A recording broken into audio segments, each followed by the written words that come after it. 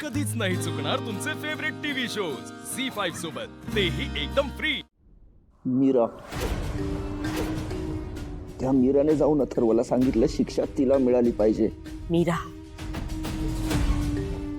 माझ्याच घरात येऊन माझ्या मुलाला आडवी जातेस का? तुझ्यामुळे माझ्या मुलाची ही अवस्था झाली। सोडणार नाही तुला मी, हाल हाल करीत तुझे।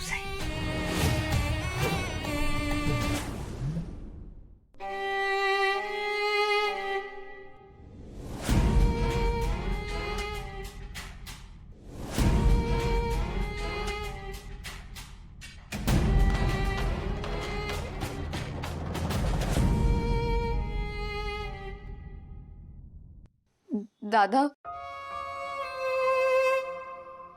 बोलू नकोस माझ्याशी, आणि दादा म्हणायचं नाही मला। दादा, अरे इतके दिवस तो तुला त्रास देत होता, तू मला काहीच सांगितलं नाहीस का?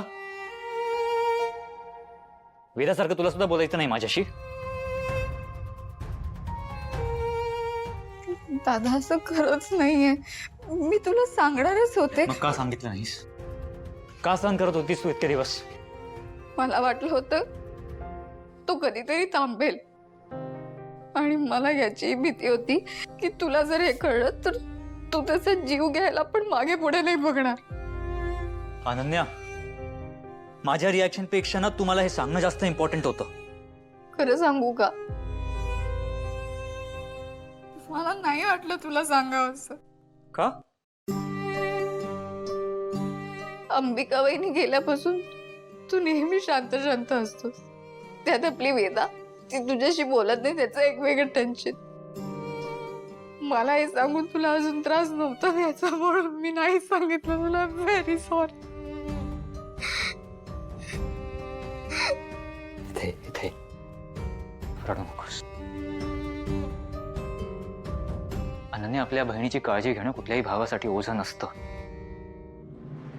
पण यापुढे लक्षात ठेव, यापुढे अजित काय कोणीही तुझ्याशी जर असं वागलं ना तर मला येऊन सांगायचं। प्रॉमिस? प्रॉमिस।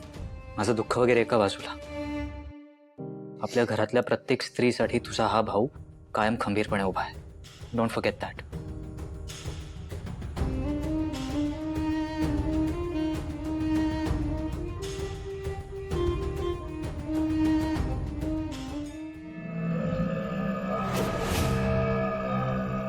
आज मीरा कवडी स्वतःहून माझ्या हातात देता देता राहिली। तिच्यावर मोहिनी घालता आली नाही म्हणून मी पेटीचा वापर केला। सगळी चक्र फिरली असती, कुणाचाही जीव न घेता कवडी सहज मिळत होती, पण त्या अजितमुळे सगळं वाया गेलं। मला आता सावकाश सगळ्यांचा अंदाज घेत कवडी मिळवावी लागणार।